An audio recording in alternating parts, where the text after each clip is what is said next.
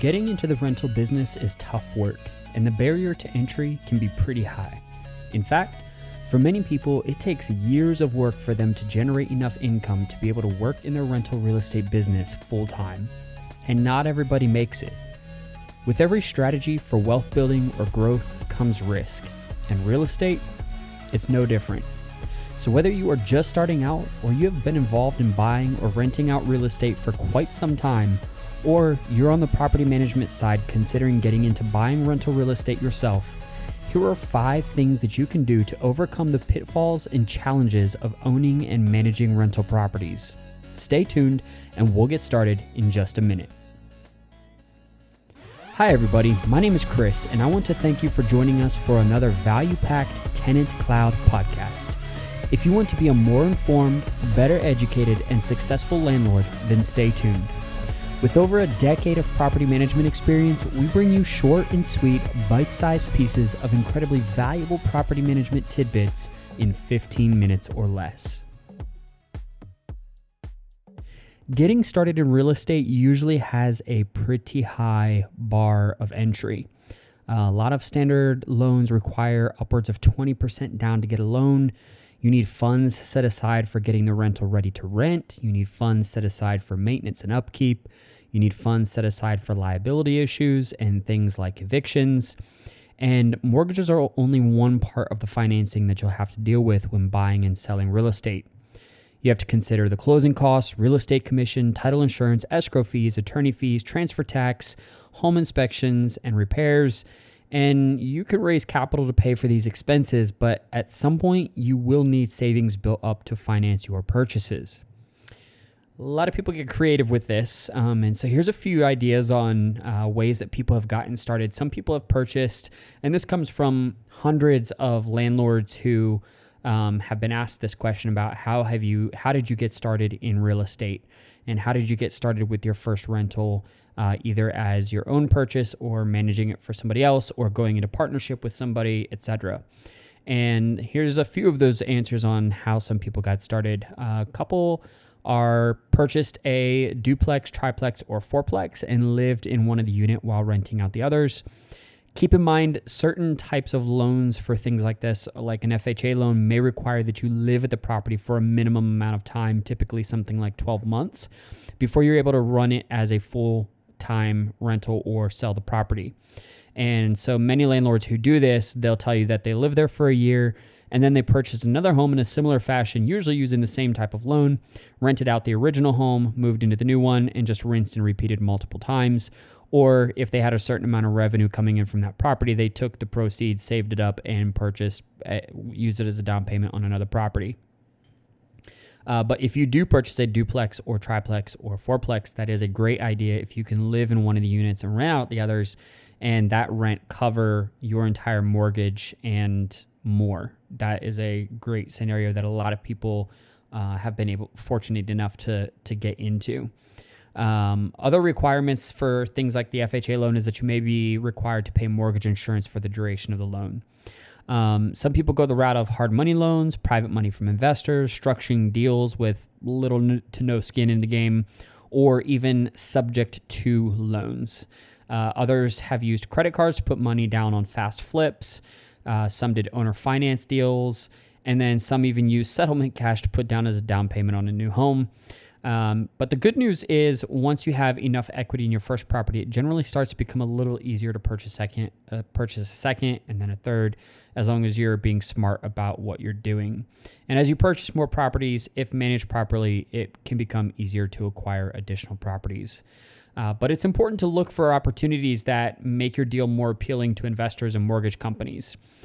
Discount real estate brokers offer buyer rebates, seller concessions, and negotiating for better deals in general helps important metrics like cash-on-cash return and monthly cash flow align with your long-term goals. So just something to keep in mind, just some of the creative ways that some landlords have gotten into the real estate industry on their own. And a lot of these people do come from some type of real estate background, whether it's not specifically real estate investing, but it might be property management, or things like that. And so, or people in the finance industry for real estate end up getting into real estate themselves. The idea, though, is, and this is the second point, is aside from the first one, which is creative ways to get into real estate, is the second one, which is the idea is generally to play the long game.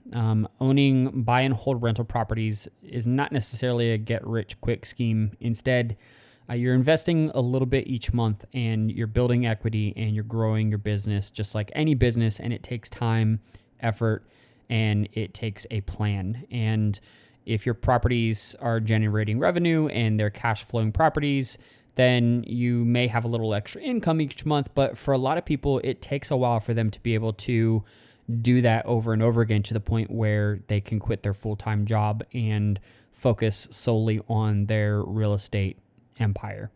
And so the third thing is dealing with difficult people. As a landlord, and one of the obstacles to owning rentals is that at the end of the day, you do have to deal with difficult people if you are going to manage your own rental properties. So you got creative, you got your property, and you have this game plan in place, but now you have to actually deal with the individual rentals that you now own. And so part of that is dealing with people. And no matter what you do in life, if you're dealing with people, you're going to end up running across difficult people to deal with. And so we've all heard the horror stories of dealing with rentals, things like trashing units by the tenants, or just other crazy things that come along with real estate. That we've actually had a couple podcasts about some crazy stories about real estate. One guy, his rental was so trashed and so much stuff was left inside of it, he took a dumpster truck, loaded it up, drove to where the tenant had moved to, and then dropped the entire dump truck of belongings outside the new rental that his old renters had left behind in his rental. Now, I don't recommend doing that, but again, that's just one of many crazy, crazy stories in real estate. So you've heard it. It's just a matter of fact that if you are managing your own rentals, you need to learn how to deal with difficult people. Otherwise, it may be beneficial for you to just hire somebody else to manage your rentals, if at all possible. But if you're just getting started in real estate, that's why it's an obstacle, is because a lot of times you don't have enough revenue coming in to where you can afford to hire somebody else to manage your rentals for you. And so there are things that you can do, such as more effective screening processes, using effective screening tools, and using due diligence when you are purchasing a property so that you don't run across a bunch of issues that your tenants are going to complain about, or have the money to be able to take care of those things quickly and efficiently as they come up, and so on and so forth. And also having effective communication tools so that your tenants know how to reach you, and there's a established line of communication that is acceptable for both parties, and quick resolutions can be reached through that communication channel. The other obstacle is that real estate investors and property managers are not the same thing. And this kind of ties in a little bit with what we were just talking about. But investors, they're really good at what they do typically, which is finding great deals in the right areas, getting the financing. Whereas a property manager is usually somebody who is great at managing the rental. So tracking income and expenses and knowing how to market the rental property and managing tenants and so on and so forth. And so you do want to make sure that you are prepared and that you're educated with your local laws when it comes to things like fair housing laws, which is both federal and state level.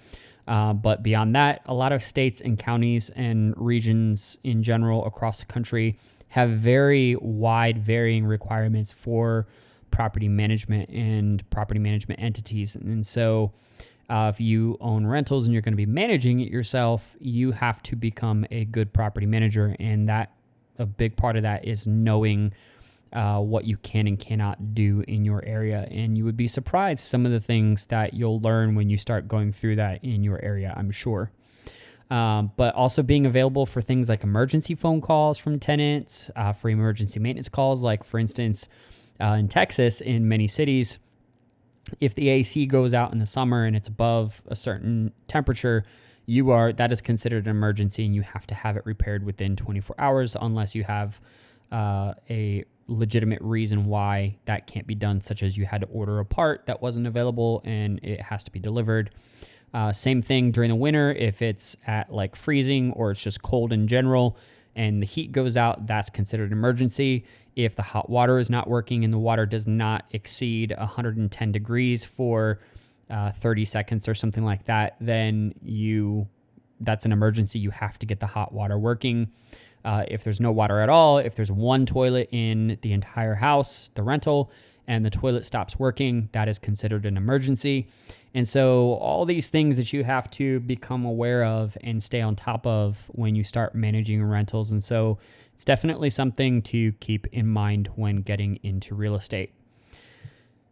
The other thing that you have to do, and this is the final obstacle to owning a rental for this podcast, is taxes and things of that nature, and understanding the finances and how to operate your rental and track your income and expenses in such a way that you do not get the short end of the stick at the end of the year when it comes time to file your taxes, and understanding the relationship between taxes and your rental properties and how all of that works together in your favor, or should work together in your favor.